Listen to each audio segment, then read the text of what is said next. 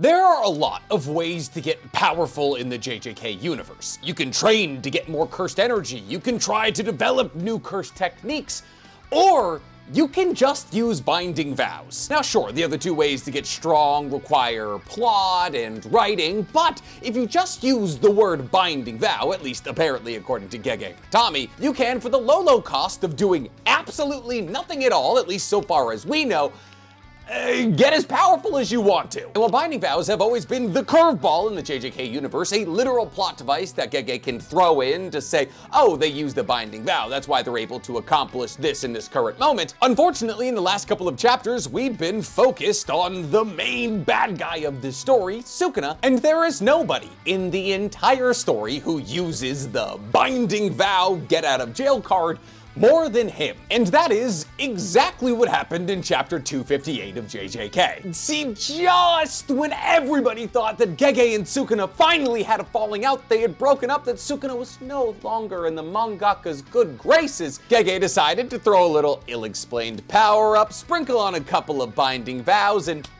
guess who's back in the fight? Because sure, it was already established that every single time that Yuji comes into contact with Sukuna, he weakens his hold over Megami's soul, and therefore every single punch that Yuji lands on Sukuna makes Sukuna's attack output and control over his own body lessen and lessen. And sure, Yuji just hit 8 black flashes in a row, which convey 2.5 times more damage than a regular punch, but have you considered a binding vow? Well, if you haven't, you might be a little bit behind the 8 ball. But why am I so upset about the concept of binding vows? Well, because in chapter 258, Sukuna makes a comeback in his fated battle against Yuji using them. But to say that this is all that happens in chapter 258 would be inaccurate, as this chapter also confirmed to us that Yuji does in fact have the ability to absorb the techniques of anybody or anything he consumes, confirmed that the way that he got blood manipulation was by consuming his other brothers, and somewhat out of the blue told us that Ui has the ability to transfer people's souls between bodies. We're talking Freaky Friday stuff here. So not only does the Mei victim have the ability to teleport across the entire world, but they also apparently have the ability to switch people's souls between their bodies every 15 days, which apparently is how Yuji got as strong as he currently is. And that's just the stuff that actually happened. The theories being spun out of chapter 258 are some of the wildest and possibly most valid I've seen in a long time. As not only do we have to get into the meat of everything that I just told you about, but we also have to get into the meat of the fact that Gojo's soul might have been swapped into somebody else's body. And while I am firmly planted in the it's Gojover camp, I gotta say, this one's kind of a compelling theory, which is why today we're talking chapter 258 of JJK Explained. But before we get into all that, guys, please, for me, like this video, subscribe to the page, and hit that noti bell. Also, yes, somewhat obviously, I am not in my home office. I'm in Mexico on vacation, but when work calls, I answer. I apologize if my sound isn't the best. There is a mariachi band outside my window currently. So, before we get to diving into any possible theories about how Gojo could come back to life through the medium of somebody else's body, let's first break down exactly what happened in chapter 258 so we can have the best possible understanding of where the story is heading. See, I should have known that chapter 258 wasn't heading in the right direction when I realized it didn't start with a flashback. Because unlike every other manga and anime in existence, flashbacks for some reason in JJK mean the good guys are heading in the right direction. So, chapter 258 starts exactly where we left off, with Yuji standing in front of Sukuna, who's up against the broken wall that Yuji broke with Sukuna. And the narrator begins to explain to us that Gojo was able to reawaken his reverse curse technique because he hit 2 black flashes in a row against Sukuna, which put him into an awakened state. And therefore the narrator goes on to tell us that Sukuna was supposed to recover the 2 arms that he had lost. But because of Yuji's 7 or 8 black flashes, Sukuna's reverse curse technique output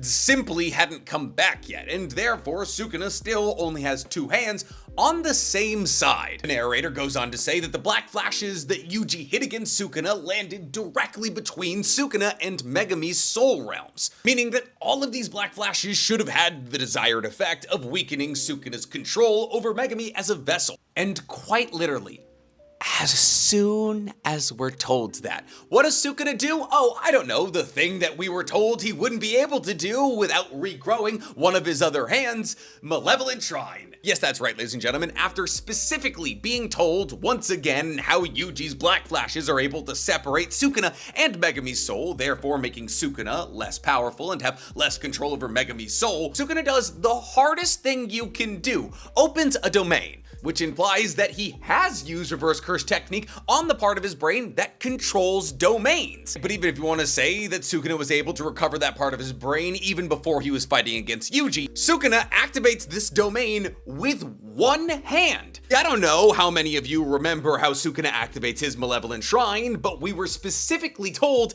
it takes two hands, which is why everybody was targeting the hands on the left side of his body, because he wouldn't be able to make that symbol with two hands on the right side of the body. And yet seemingly, for some reason, Sukuna now only needs one hand to activate his Malevolent Shrine. Now, the prevailing theory here is because Sukuna is in his true form, his Heian period form, he's able to open his domain with just one hand. But we don't have an explanation for why he's able to do this quite yet. That's just a theory. The narrator then goes on to tell us that the king had received his domain back with the black sparks. That is to say that when Sukuna hit his black flashes, he got his domain back, which to me implies the usage of reverse curse techniques. So as to why he hasn't healed the gaping hole in his chest or his two hands, I don't know. And then immediately, as this is Malevolent Shrine we're talking about, when Malevolent Shrine is opened, everything within 200 meters begins to get slashed relentlessly. Which means Sukuna, who just recovered his domain, now was able to use a domain seemingly at full power. But why, you ask? Why is Sukuna, who's now opening a domain with one hand and who just literally recovered his domain, have a domain that's at full power? Well, the narrator so nicely tells us that despite including uncertain elements, and through the usage of binding vows, Sukuna has managed to recreate the Malevolent Shrine with all of the same level of output and range as it usually has. Oh, Nick, what are those uncertain elements? Oh, Nick, what was the binding vow Sukuna made? I don't know.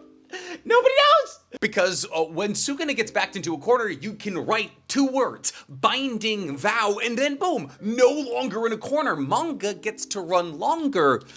More money. Even though Yuji hit him with 8 straight black flashes, after in Yuta's domain, one punch seemed to be enough for Yuji to be able to reach out to Megami's soul. But you know, binding vow. It's after this point that we get a flashback, which usually in JJK, a mid-chapter flashback is bad for the good guys. However, with this flashback, I don't know if I would necessarily go so far as to say that it's bad for the Kusakabe Coalition. And in this flashback, Hikari is talking to the Kusakabe Coalition, and he says it's gonna be important to learn reverse curse technique and anti-domain techniques in this battle against Sukuna. To which Chozo responds by saying, well, if it comes down to anti-domain techniques or reverse curse technique, me and Yuji are covered, which Yuji is curious about because he doesn't feel as though he's covered. It's at this point that Chozo asks the incredibly important point to all those in the room who can use reverse curse technique: how do you recover the blood you've lost through the usage of reverse curse technique? While Yuta and somewhat non-surprisingly Hikari have no way to answer that question, Shoko chimes in and says that she replaces her blood with cursed energy. See, Yuta says that his reverse curse technique is instinct, and Hikari says it just happens automatically, so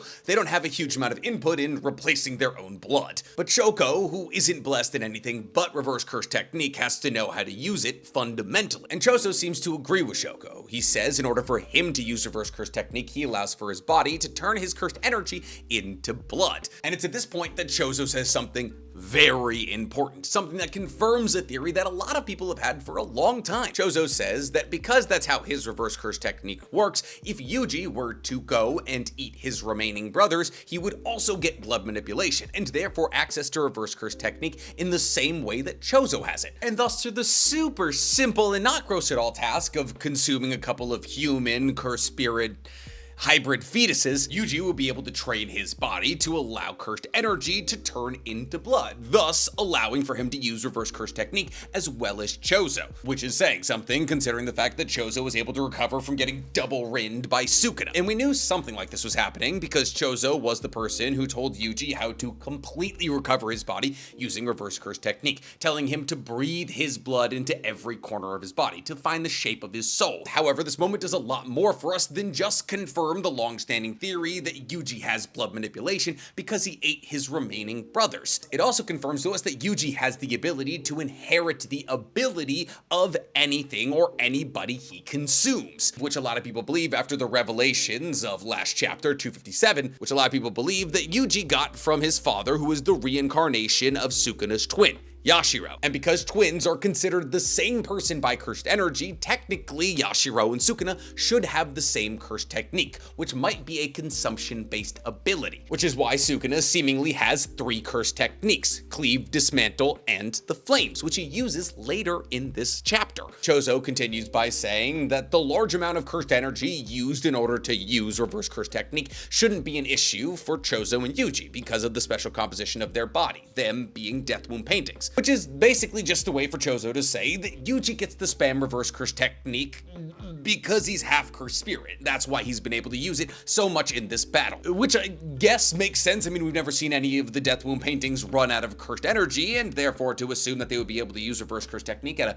somewhat high level isn't the craziest thing of all time, but it's definitely a wand wave from Gege to say whatever Yuji wants to do in the next couple of chapters is covered by the fact that his body is special, which isn't necessarily something we've ever seen proof of up until this point outside of his ridiculous strength. It's at this point that the chapter takes a real turn, as Chozo continues by asking that Yuji be paired with somebody who can use reverse curse technique in the soul swapping training, which confuses Yuji because what is that? I mean, none of us have ever heard about it before, so why would Yuji? And it's at this point that for the second chapter in a row, a massive piece of information out of nowhere is revealed. Because, well, last chapter, seemingly out of nowhere, it was revealed that Sukuna had a twin that he consumed in the womb, and that twin was Yuji's dad, and that's why Yuji was such a good vessel for him. In this chapter, Oi walks up to Yuji and says that a part of his curse technique is the fact that he's able to swap souls between human bodies, like Law, which is just an insane revelation, because it means at really any point Oi can walk up to 2 people, switch their souls, have them train in each other's bodies to teach each other the techniques that they wouldn't be able to verbally communicate with each other, like reverse curse technique. And Shoko, as one of the greatest reverse curse technique users on Earth, has already established the fact that she's not good at teaching other people how to use it because she does it by instinct. And thus, with this technique, she could just switch into somebody's body, teach their body how to do reverse curse technique, give them the instinct, and then leave.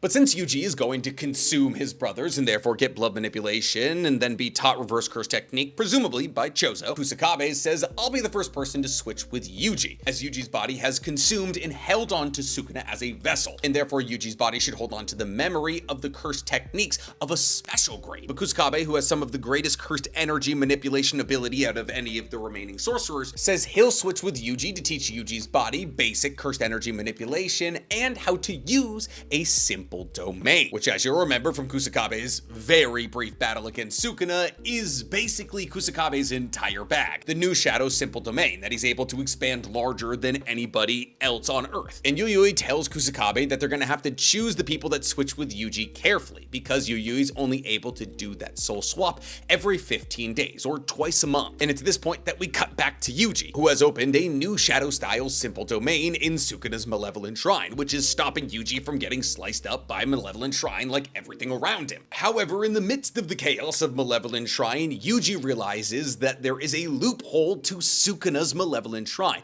and thus he should be able to endure the full brunt of it. But what is this loophole that Yuji noticed, and why does he believe he can endure Sukuna's Malevolent Shrine at supposedly its full output strength, as even a simple domain used by Gojo was stripped away by a full-powered Malevolent Shrine? Well, it's at this point that it's pseudo-revealed the binding vows that Sukuna made in order to make this Malevolent Shrine have its 200-meter radius and a full attack output. And those binding vows are that Sukuna can't maintain this domain for more than 99 seconds, and those without cursed energy cannot be attacked by Malevolent Shrine. See, this is rather interesting, however, because usually Maki would just be targeted like an inanimate object. See, within the confines of Malevolent Shrine, within 200 meters of Sukuna, all inanimate objects are targeted with Dismantle. This is why everything within 200 meters of Sukuna just gets diced. But anything with cursed energy is targeted by the more powerful Cleave. And while I am reading fan translations, which are sometimes better than official translations because John Weary has no idea what he's doing, I believe this means that the binding vow that Sukuna made in order to make a full-powered Malevolent Shrine now means that Maki won't be focused on at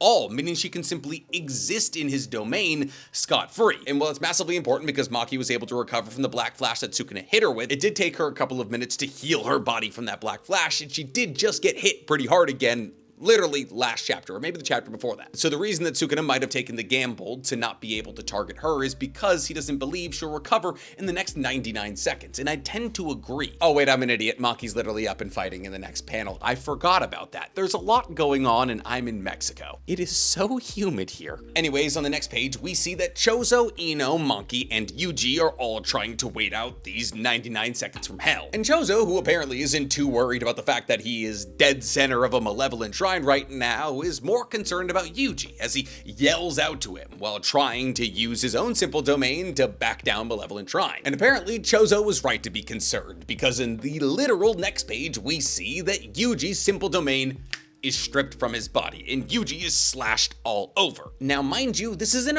original power malevolent shrine. Most of the slashes we've been seeing from Sukuna for the last 20 or so chapters have been half or maybe even less than half attack potency. Thus, these slashes that land on Yuji do much more damage than any of the previous slashes we've seen land on Yuji in previous chapters. And while the result of the majority of the slashes that hit Yuji are kind of the same as what's happened to him in previous chapters, just deeper, we see that when Yuji is blown back by the explosive forces of all of these slashes punching through his simple domain, that he's also lost his left foot, but that doesn't seem to faze him as he immediately stands right back up.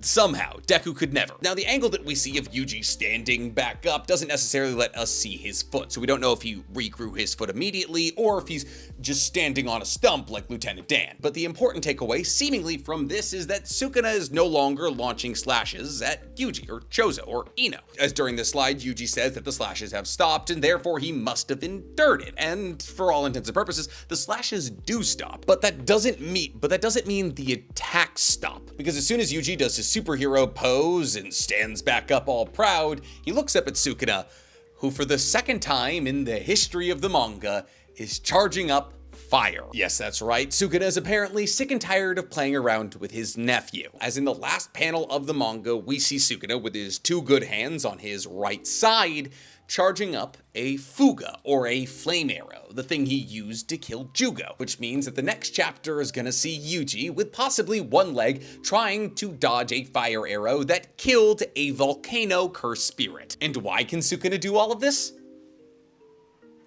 Who knows? Sukuna, for all intents and purposes, just based off the things that Gege told us, should currently be as weak as he's ever been. And yet, in this chapter, he simply returns to full form strength after being black flashed 8 times by his literal kryptonite, Yuji. And I said this last week that if Sukuna came back with even an iota of strength in this chapter, it was gonna have to come from a relative ass pull. And boy oh boy, did we get an ass pull. Sukuna being able to fight back even against Yuji right now, let alone Yuji, Ino, Maki, and Chozo, makes no sense. And it blatantly goes against everything that we've been told in previous chapters, as we were specifically told that all of the momentum that Sukuna would get from hitting black flashes against LaRue and Maki would be halted by being hit by Yuji. And he was hit by Yuji a lot. But it's not all bad news, I guess, technically, because, well, sure, technically it makes no sense that Sukuna was able to bounce back from this, and it's the biggest ever example we've seen of Gege protecting his boyfriend. And if Sukuna somehow comes out victorious in this battle after being black flashed 8 times by Yuji and then put into a corner that he shouldn't have been able to get out of,